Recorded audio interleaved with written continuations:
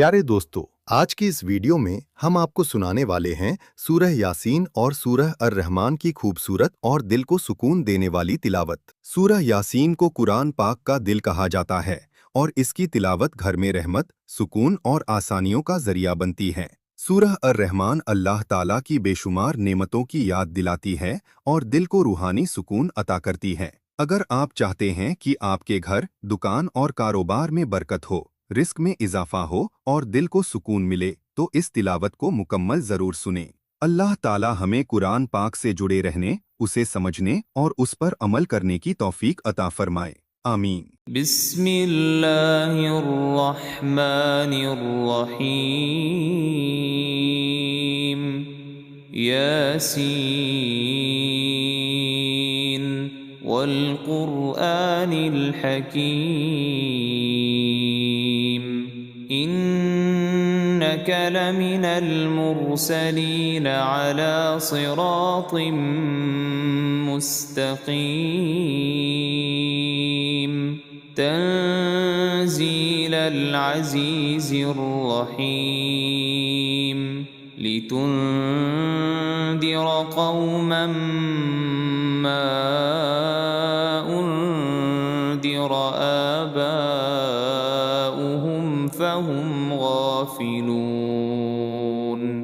लक़द हक़्क़ल क़ौलु अला अक्सरिहिम फहुम ला युमिनून। इन्ना जअलना फी अअनाक़िहिम अग़लालन फहिय इलल अज़क़ान फहुम मुक़महून। वजअलना मिन बैनि अयदीहिम सद्दन वमिन खल्फिहिम सद्दन फ़अग़शयनाहुम फ़हुम ला युबसिरून। वसवाउन अलैहिम अअन्ज़रतहुम अम लम तुन्ज़िरहुम ला युमिनून। इन्नमा तुन्ज़िरु मन इत्तबअ अज़्ज़िक्र वख़शियर रहमान बिलग़ैब। फबश्शिरहु बिमग़फ़िरतिन वअज्रिन करीम।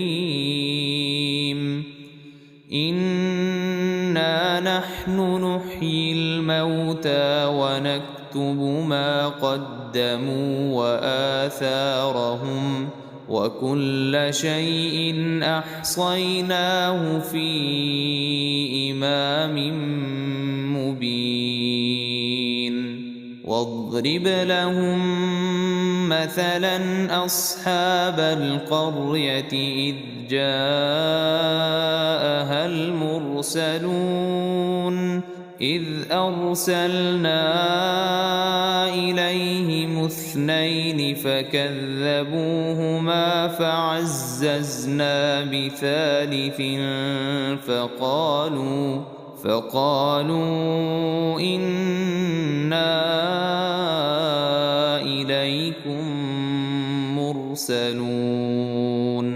قالوا ما أنتم إلا بشر مثلنا وما أنزل الرحمن من شيء إن أنتم إلا تكذبون.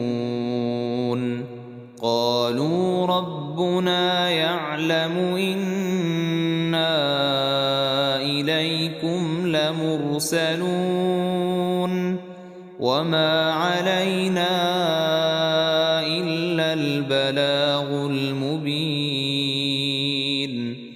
قالوا إنا تطيرنا بكم لئن لم تنتهوا لنرجمنكم وليمسنكم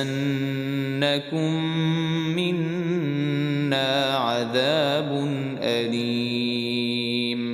قالوا طائركم معكم أئن ذكرتم بل أنتم قوم مسرفون وجاء من أقصى المدينة رجل يسعى قال يا قوم اتبعوا المرسلين اتبعوا من لا يسألكم أجرا وهم مهتدون وما لي لا أعبد الذي فطرني وإليه ترجعون أأتخذ من دونه آلهة إن يردني الرحمن بضر لا تغن عني شفاعتهم شيئا ولا ينقذون إني إذا لفي ضلال مبين إني آمنت بربكم فاسمعون قيل ادخل الجنة قال يا ليت قومي يعلمون بما غفر لي ربي وجعلني من المكرمين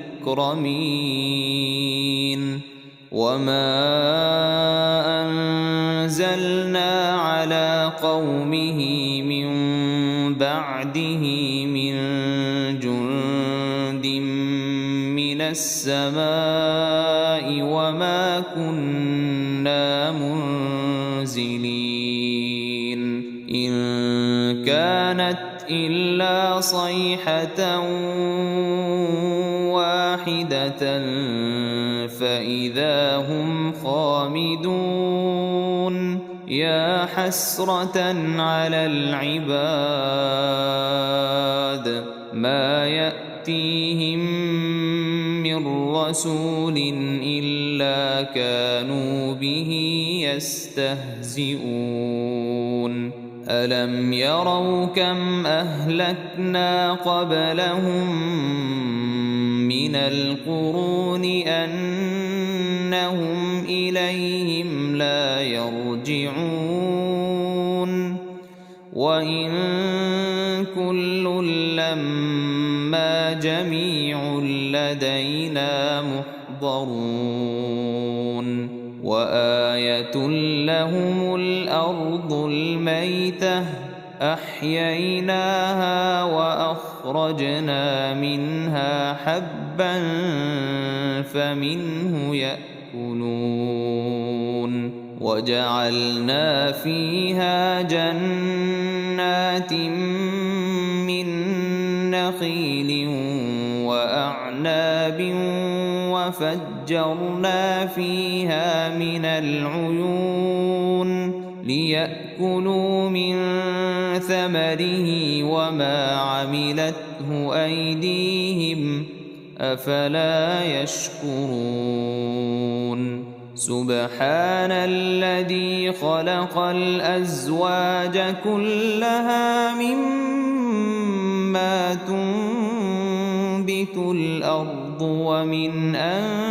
أنفسهم ومما لا يعلمون وآية لهم الليل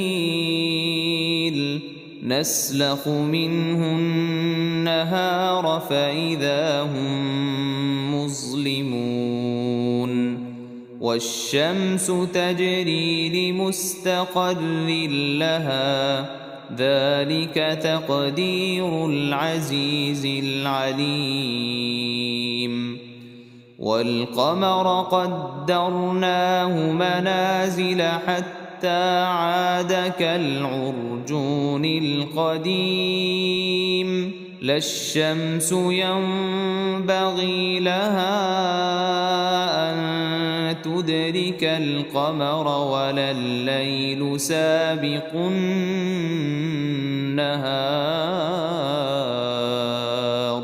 وكل في فلك يسبحون وآية لهم أنا حملنا ذريتهم في الفلك المشحون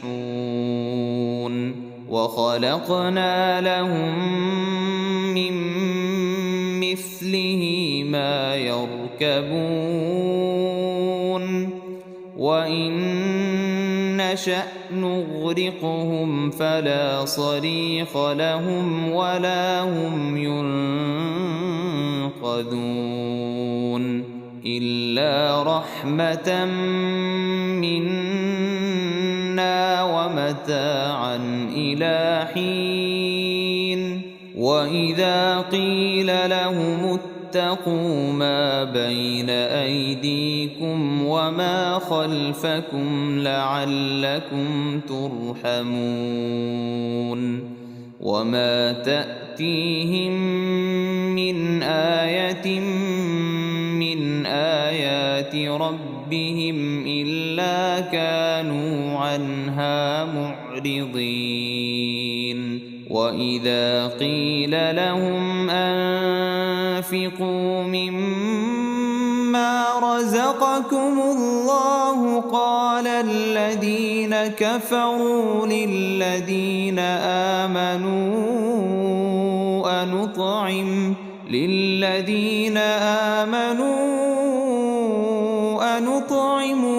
لو يشاء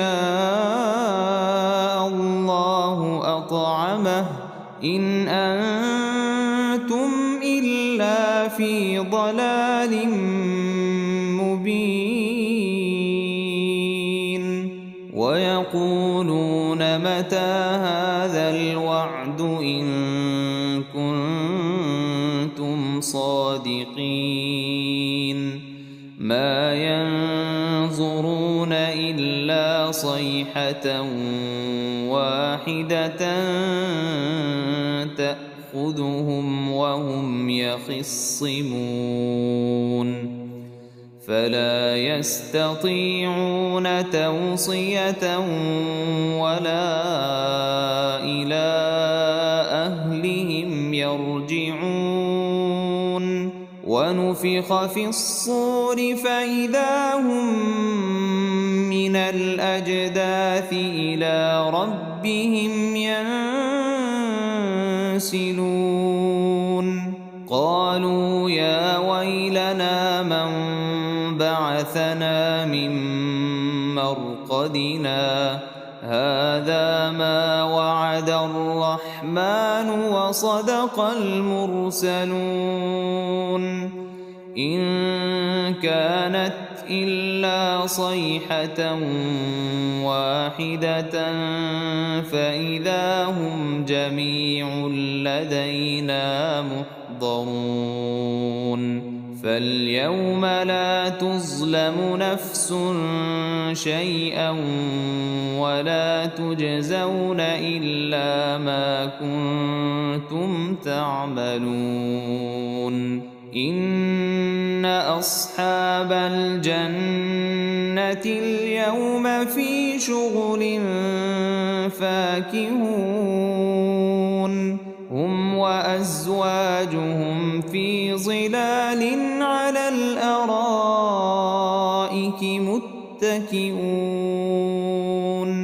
لهم فيها فاكهة ولهم ما يدعون سلام قولا من رب رحيم وامتازوا اليوم أيها المجرمون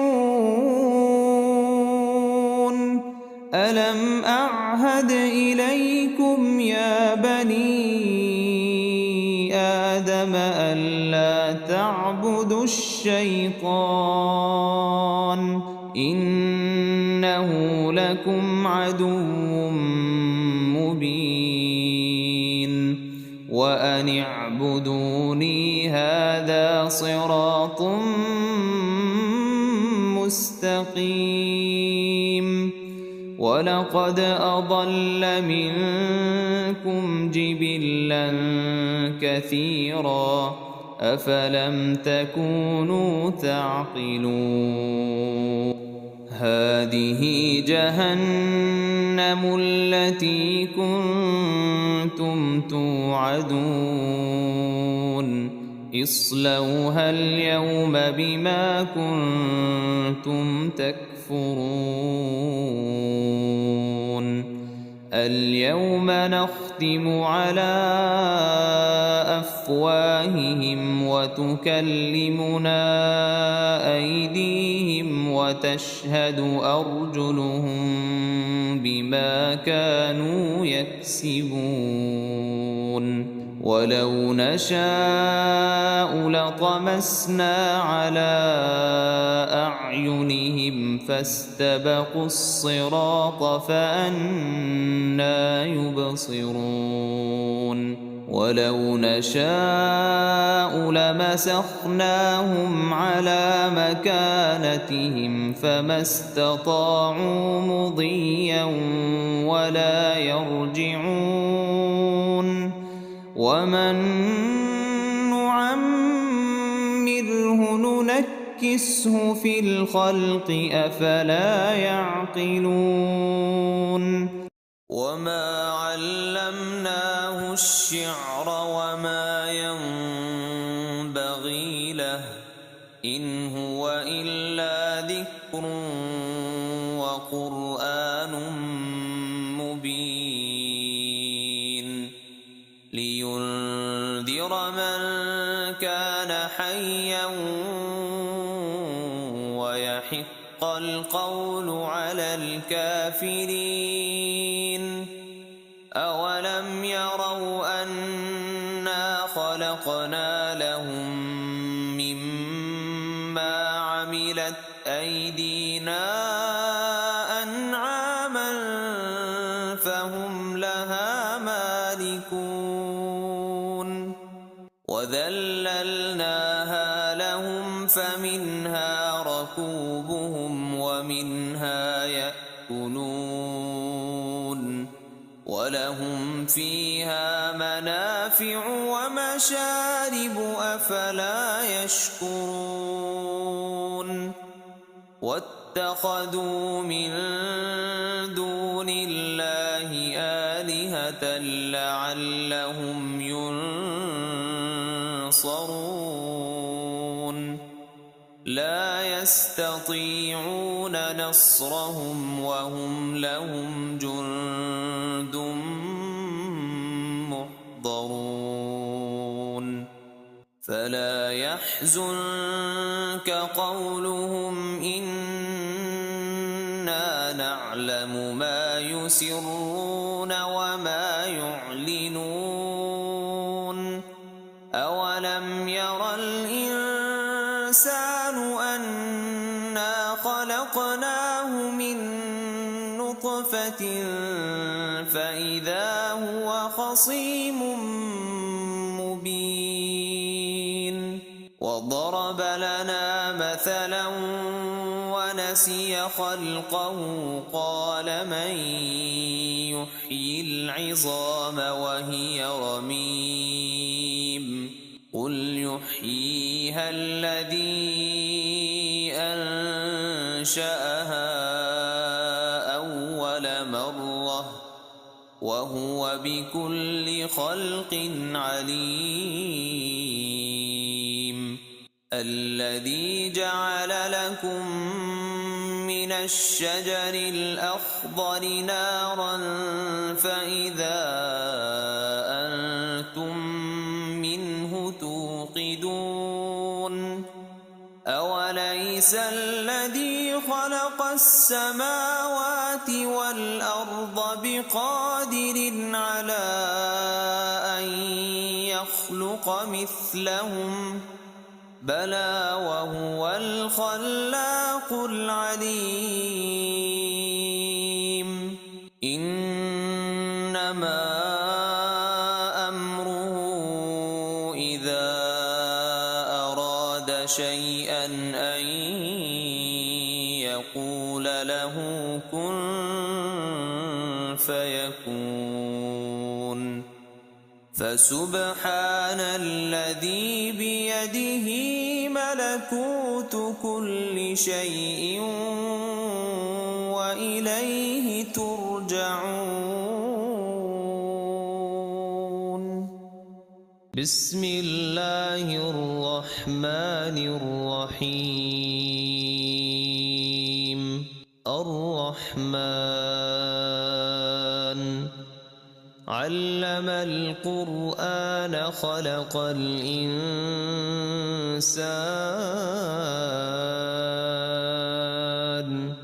علمه البيان. الشمس والقمر بحسبان والنجم والشجر يسجدان. والسماء رفعها ووضع الميزان ألا تطغوا في الميزان وأقيموا الوزن بالقسط ولا تخسروا الميزان. والأرض وضعها للأنام فيها فاكهة والنخل ذات الأكمام والحب ذو العصف والريحان. فبأي آلاء ربكما تكذبان. خلق الإنسان من صلصال كالفخار وخلق الجان من مارج من نار. فبأي آلاء ربكما تكذبان. رب المشرقين ورب المغربين. فبأي آلاء ربكما تكذبان. مرج البحرين يلتقيان بينهما برزخ لا يبغيان. فبأي آلاء ربكما تكذبان. يخرج منهما اللؤلؤ والمرجان. فبأي آلاء ربكما تكذبان. وله الجوار المنشآت في البحر كالأعلام. فبأي آلاء ربكما تكذبان. كل من عليها فان ويبقى وجه ربك ذو الجلال والإكرام. فبأي آلاء ربكما تكذبان.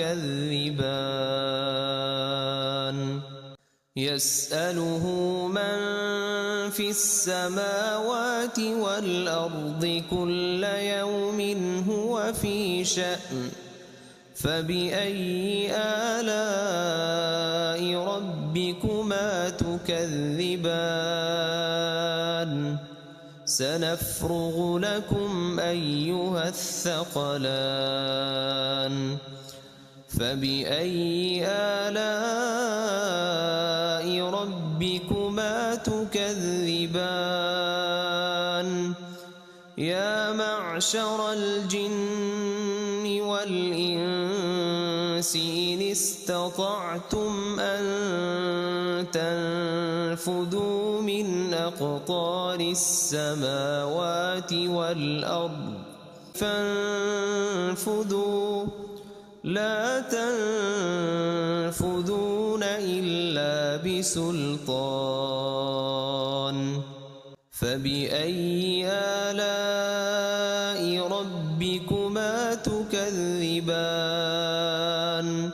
يرسل عليكما شواظ من نار ونحاس فلا تنتصران فبأي آلاء ربكما تكذبان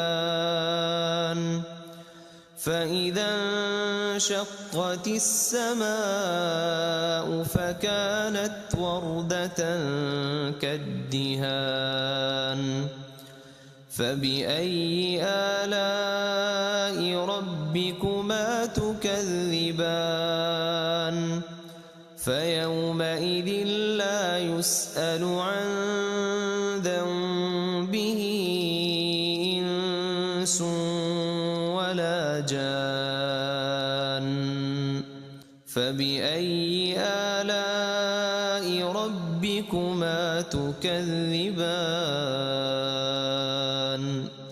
يعرف المجرمون بسيماهم فيؤخذ بالنواصي والأقدام فبأي آلاء ربكما تكذبان هذه جهنم التي يكذب بها المجرمون يطوفون بينها وبين حميم آن فبأي آلاء ربكما تكذبان ولمن خاف مقام ربه جنتان فبأي آلاء ربكما تكذبان ذواتا أفنان فبأي آلاء ربكما تكذبان فيهما عينان تجريان فبأي آلاء ربكما تكذبان فيهما من كل فاكهة زوجان فبأي آلاء ربكما تكذبان متكئين على فرش بطائنها من استبرق وجنى الجنتين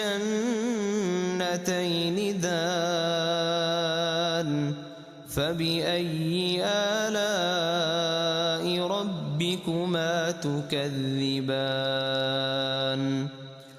فيهن قاصرات الطرف لم يطمثهن إنس قبلهم ولا جان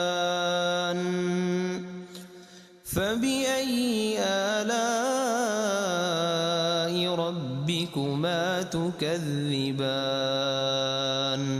كأنهن الياقوت والمرجان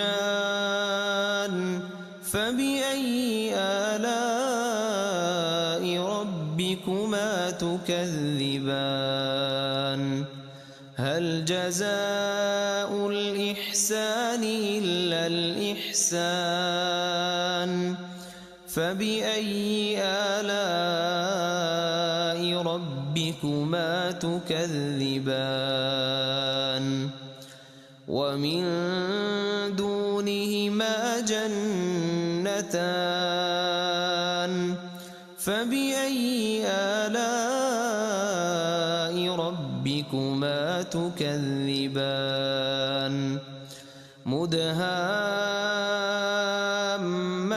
مدهامتان فبأي آلاء ربكما تكذبان فيهما عينان نضاختان فبأي آلاء ربكما تكذبان فيهما فاكهة ونخل